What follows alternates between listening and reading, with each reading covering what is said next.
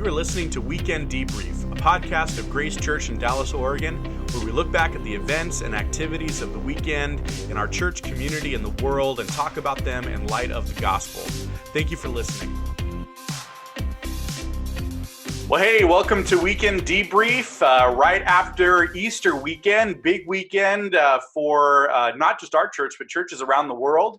Man, I saw so many posts on Sunday of churches and Friday also of their Good Friday services online and their Easter Sunday services online. And it was pretty encouraging to see how many people were gathering as the church virtually, even during this pandemic. And Easter was not canceled by this.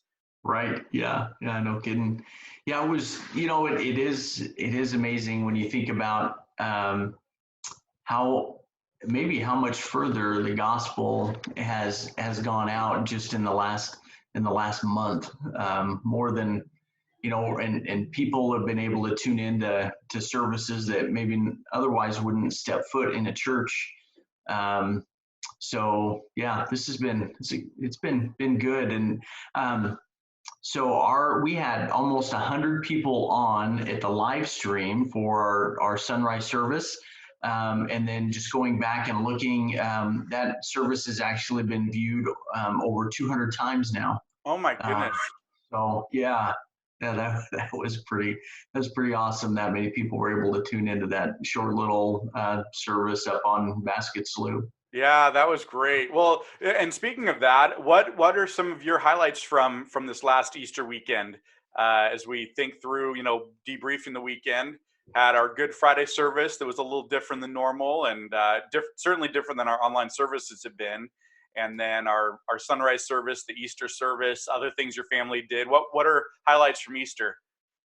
Yeah, so we did started off with the Good Friday service, and that was different because it was us leading it as a family and going through those different segments, and it provided some good opportunities for us just to have some discussion, things that maybe we've talked about before, but just it provided some intentionality behind those things, which was good. Matter of fact, we went out and we built just a small cross that we could nail our things to, and it's still standing in the house. So just as that reminder for us. So that was good. We watched a couple different movies this weekend. We watched The Passion as a family. This is the first time our kids have seen it. I was just reminded how intense that movie is, and really to get a glimpse of the suffering that Christ went through. And then we watched it was a Sight and Sound Jesus film. So it was filmed live in their studios and their performance. Great picture of Jesus' life, and so it was kind of a really good thing, and all that leading up to our sunrise service, and then our Easter celebration. Isn't it amazing, Dave? I was listening to I got to listen to the sermon twice, so it was good. But isn't it amazing how all that works together? I mean, when you start thinking about Isaiah, and I think you and I kind of talked a little bit about that, going, okay, how's this going to work for Easter? But how much of an Easter message Isaiah 55 is, and matter of fact, the whole series of Isaiah. It was really good. A good way to finish out that series. Yeah, and it really just reminds us that we have one Bible.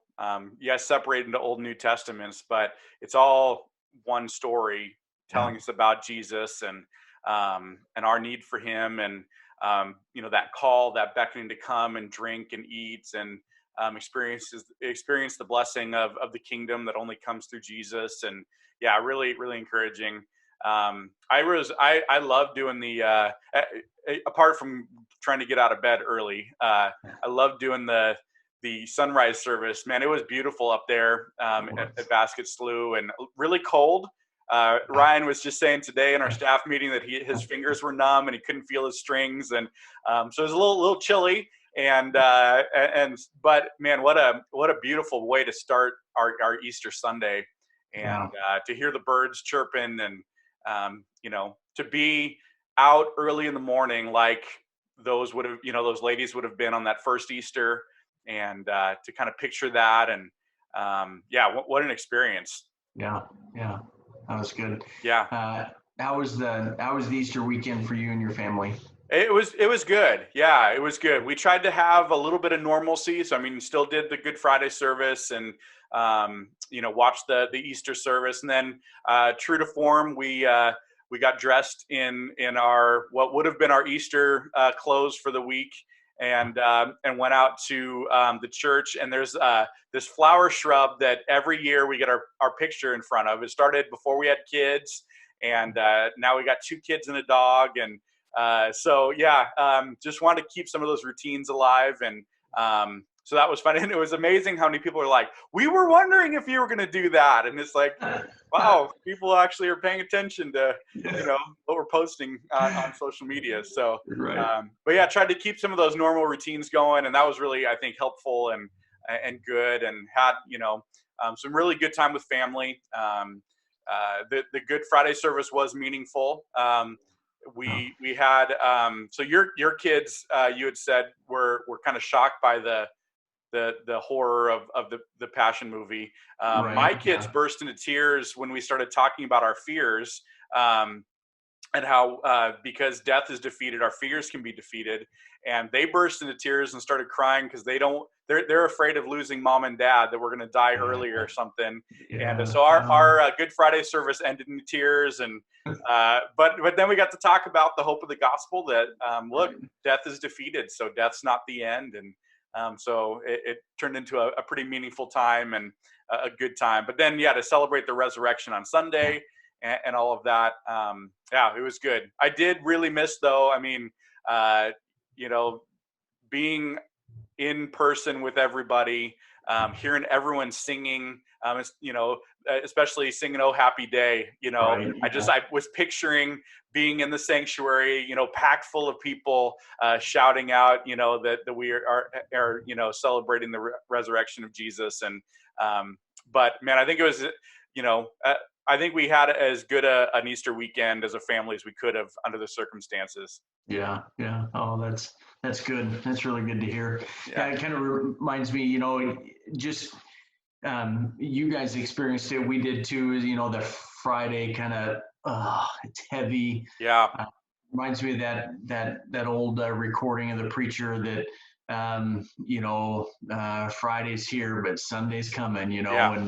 And it does make for the celebration on Sunday to be even that sweeter. If you don't have the weight of Friday, there's not as much to celebrate on Sunday, right? Right. Yeah. So the fact that we are dead in our sins, that Jesus was dead in the grave, that heaviness is necessary to make Easter so great. And so, what a good celebration, a reminder of that. It was. So, so, kind of thinking now that, not that Easter's done, now we can start looking ahead. I mean, it's certainly it's something that we do need to keep on the forefront of our mind. And I mean, this is it. This is the crux of what we believe is all centered on what happened that morning. And so knowing what was done for us, and knowing that as followers, we have a responsibility to live out, this life of service to our Lord and service to others. What are some things that we can do, Dave, that not only to maybe serve our community, but even just allowing us to have that servant's heart during this time? Yeah, that's really good. Well, and back to what you first said, Easter should be something that lives with us every week, right? Every day. And that's why we celebrate, or we gather as a church on the first day of the week. patterned after that was the day that Jesus rose. So, I mean, really every Sunday should be an Easter celebration, right? And yes, we put a lot of emphasis on that one Sunday, but every Sunday is that. And then through the week, how does that impact our everyday lives? And that's a challenge now to know how to serve others. But wanted to let people know about a couple opportunities. One, I would just say, intentionally reach out to somebody. Like be intentional. Think about those that you're not normally or that you were normally in contact with that now you're not in contact with regularly. So that could be coworkers that now that you're working remotely, you don't see all the time. Someone from your church family, whether that's your grace group, someone that you would run into on Sunday mornings on a regular basis, or go down to Shot of Grace Cafe with on Sunday morning. Family members, neighbors. Think of the elderly, and reach out to somebody. And what a great way to serve. And I think that also is a way for us to keep our hearts encouraged, because as we serve others, I mean, you know what it's like. You go through the process of serving someone else, and you're hoping to do something for them. And in the process, you walk away often served more yourself because of that than the person that you were trying to serve. Right. And Yeah. so what a great, thing to do. So that would be the first thing I would say is reach out to someone who you normally are in contact with that now you're not, and be intentional with your time. See how you can pray for them. See if they need, help running an errand, or, something. Just reach out to somebody, and that everyone can do. But then secondly, for our community, a couple churches in our Dallas Ministerial Association have joined up with the Resource Center. And so Salt Creek Baptist and Dallas Church have opened up their facilities to be drop-off locations a couple times a week. So Tuesdays and Thursdays from 11 to 1, and then Saturdays from 10 a.m. to 1 p.m. And really what they're looking for is essential items. So, personal hygiene stuff, non-perishable foods, diapers, formula, toilet paper, cleaning supplies, things that are hard to get and those who are lacking resources can't get, donating those supplies. So again, that's for anyone. So if you go to Walmart and there's toilet paper in stock, buy an extra one to donate, or, cleaning supplies, or those kinds of things. And then donate them at these locations, so Salt Creek Baptist and Dallas Church. But then also, I know both those pastors, and they are pretty much on the front lines of staffing those locations.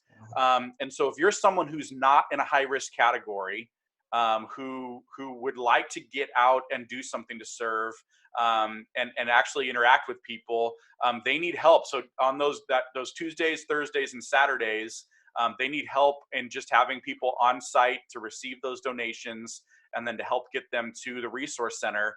And so if you're someone who would like to do that, you can get in contact with David Curtis, the pastor of Salt Creek, and Ben Bauman, the pastor at Dallas Church. And I'll put in the show notes there ways to get a hold of them. So so you can volunteer and staff them, because I'd love to give them some relief and some help also, and making sure that these locations are open and able to receive those supplies. Yeah, that's good. So one of the questions that may come up if someone's going to volunteer, do you know, Dave, are they going to provide them with gloves and masks and all that, or do they need to come with their own? That's a great question. I don't know that off the top of my head. I would think that they would have those supplies. But when you that would be a question to ask when you get in contact with them, if you're someone volunteering at one of those locations. Yeah, no, that's good. Yeah, that's good. Yeah. And also, we're going to be putting together, hopefully this week sometime, a page that's going to go on our website, where you can let us know if you want to volunteer, a place for you to give directly to our Emergency Benevolence Fund. But then also a place for, if you hear of community needs that come up. It's sometimes hard for us to hear of needs out in our community. And so as you hear those needs, you can let us know through this webpage. But then also, if you personally have a need, you can let us know through this webpage. So we're going to put together a couple links on a page. So we'll put all that out hopefully later this week and have information on Sunday for that. But our goal is to just stay better connected with both you, our church, and our community to know what the needs are out there and how to serve you and our community better. Yeah, no, and I think that's going to be important. You know, we've had several people that have contacted the office and said they're willing to help out and run errands. And one of the things that we just haven't heard of a lot of those particular needs. So and there may not be any right now. Praise the Lord for that. But we want to be in a position to where when those kind of needs do come up, we're able to meet them, and we have folks that are ready to jump in, and there's not a lot of lag time in between when a need is presented and when we can help meet that. So I think that website, the forms that we'll have on our website will allow us to be really effective in doing that. Yeah. And so please, if you hear of needs, this is going to be a way for you to let us know. Like we said, we've got funds available. We've got people available to help meet those needs. We just need to know what those needs are and then be able to evaluate how best to reach those. And then also, if you're someone who wants to give towards the benevolence fund and then also serve in one of those capacities, then you can use that site to do so. And then again, like we said, use those drop-off locations to drop off supplies, or if you want to volunteer, get in contact with Ben Bauman or David Curtis to help with that. So, yeah. So Wes, you were sharing that you've heard, and just as you've been interacting with people and talking to people, that there's just and rightly so, just some anxiety, some sense of anxiousness and worry. Just there's a lot of unknown. When's this going to end? Am I going to lose my job? How's my paycheck going to be affected? Will I get sick? If I get sick, how bad is it going to be? Is one of my at-risk family members going to get sick? So as you think about anxiety and things, how would you answer someone who says, "Man, I just am worried," and how do I overcome? We get told in Scripture, "Don't worry," right? Yeah. Not exactly don't worry, be happy, but don't worry, right? Pray and trust the Lord. Okay, great. What are some practical things and some thoughts you might have on battling anxiety during this season? Yeah, that's really good. I think at some point in all of our lives, whether it's a continual struggle of anxiety or we have seasons where anxiety is greater than others, to have some tools, have some resources. Sometimes I think it is when anxiety comes in, a lot of times that is there's a component of fear that is overtaking us and not allowing us to be able to have the right perspective. That perspective of who's ultimately in control, right. and there's kind of sometimes even a fight or flight mode that we can go into when things seem so uncertain. And not to, it's certainly not to make it, to minimize it in any way. I know there's been seasons in my life where I look back and go, well, that wasn't that long of a season where I was dealing with some anxiety but when you're in the middle of it, it feels like an eternity. It doesn't feel like, is it ever going to end? So being able to focus on Scripture, what does Scripture say? And it may not be even reading something directly that has to do with anxiety, but just reading about the goodness of God and what He wants to do in our life, and really replacing those thoughts in our head that are causing those anxious things. And I think that's a pretty scriptural thing. I think where we can talk about, it's kind of that picture of put off those things, and if we're going to take something off, we got to put something else on, and so replacing those bad all-consuming thoughts with some goodness.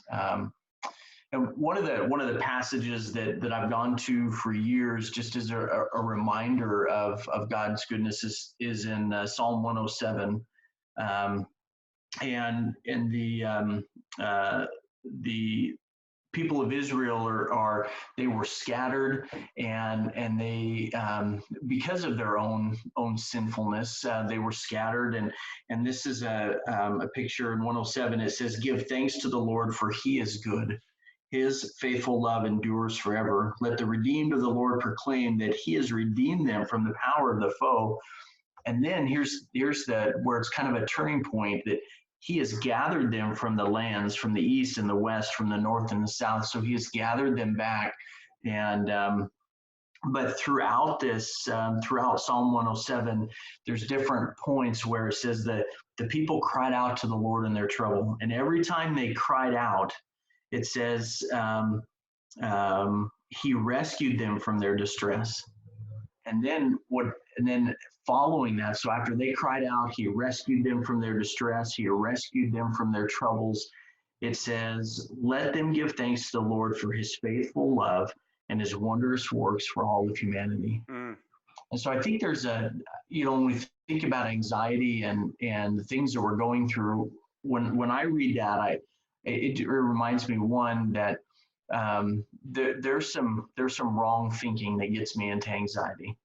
And if it's a wrong thinking, it's a sinful pattern. And so we can have confidence that we can cry out to the Lord, and He's going to hear us, and He's going to rescue us from that. It may not happen in the time frame we want, but He will rescue us. He will hear us.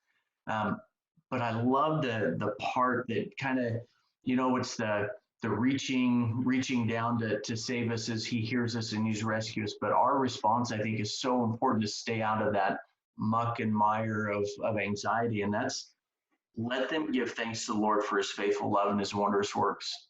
When we give thanks, when we acknowledge the goodness of God, that does something for our soul, and that really helps us to have that right thinking and to stay going in the right direction. So yeah, just some thoughts on the anxiety picture, how we deal with that. So yeah, I think that's so helpful and good. I think is our view of our fear bigger in our minds, or is our view of God, right? So which is bigger? And if our view of God is bigger, then God will be able to quiet our fears. If our view of our fears is bigger, then that's going to crowd out our trust in the Lord. And so reminding ourselves who God is, and then also back to what I had said earlier about as we serve others and intentionally make those steps to call someone who we think might need an encouraging word, or go serve someone. When we get our minds and our thoughts off of ourselves, which generally is when we're alone and isolated and unable to do things, that's where our thoughts go, right? Is to self. When we get our view off of self and onto someone else, I think that also quiets our anxiety, because we have less time to think about woe is me and what could happen and what if this happens, and not that those aren't valid concerns, right. But when our view of God is bigger than those concerns, and our desire to help others is bigger than those concerns, now that takes third place, and it's a much quieter voice than these other voices, right? So that Absolutely. It comes back to that simple thing, God, others, us, right? So when God and others are before me, love the Lord your God with all your heart, soul, mind, and strength. Love your neighbor as yourself. So God, others, us. Then I think when we have that proper perspective, man, our worry diminishes greatly. Yeah, absolutely. Yeah. That's good. It's good. Good. Well, we've got a brand new series kicking off this weekend, which we're excited about. So talking about the church, we if you didn't hear us last week, we previewed that series, but called Rethinking the Church, Remaining Biblical in a Rapidly Changing World. So how do we continue to be a biblical church now in an extended period of not gathering together? So we're going to look at that and our 8 key values as a church. And so looking forward to that. And yeah, some good things coming up. Yeah, it's going to be a great series. Definitely timely. Rethinking the church. We've all had a head start on that, haven't we? Absolutely, that's right. So join us 10 a.m. On all our online platforms this weekend, and looking forward to that. And have a great rest of your week. All right, we'll see you.